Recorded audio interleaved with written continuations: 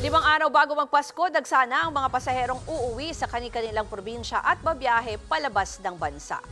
At live mula sa NAIA Terminal 3 sa Pasay, nasa frontline ng balitang yan si Dave Abuel. Dave, pakibigyan mo kami ng update para dun sa mga papunta dyan sa airport. Ruth, unti-unti na ngang nagsisidatingan ang mga pasahero sa NAIA Terminal 3 ngayong araw. Ang ilan sa kanila narito na sa airport 5 hanggang 6 na oras bago ang kanilang flight.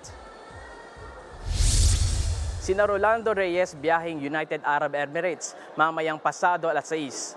Pero tanghali pa lang nasa Terminal 3 na sila. Ayaw raw kasi nilang maipit sa traffic, galing pa raw silang Lucena City. Isa lang siya sa libo-libong pasaherong inaasahang babiyahe ngayong holiday season. Ruth, paalala sa mga kapatid nating babiyahe, maagang magtungo sa mga terminal.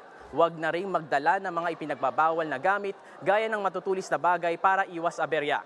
Mag-monitor din sa social media pages ng mga shipping lines at airlines sa anunsyo nito. Ruth. Dave, bukod dyan sa NAIA, nagkaroon ka ba ng pagkakataon na mag-ikot sa ilang pantalan? Ruth, dagsa na rin ang mga pasaherong uuwi sa mga probinsya sa Manila Northport Passenger Terminal.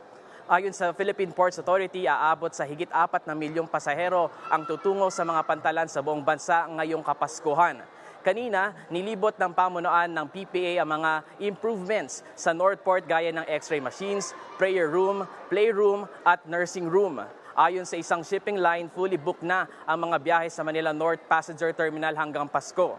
Ruth, mamayang gabi hanggang ngayong weekend, inaasahang mas dadagsa pa ang mga pasahero para magpasko sa kani-kanilang probinsya. Yan muna ang latest. Balik sa iyo, Ruth. Yan ang Express Report ni Dave Abuel. Mga kapatid, ako po si Ruth Cabal. Maging maalam at may pakialam sa mga may init at rumaratsadang balita sa Frontline Express.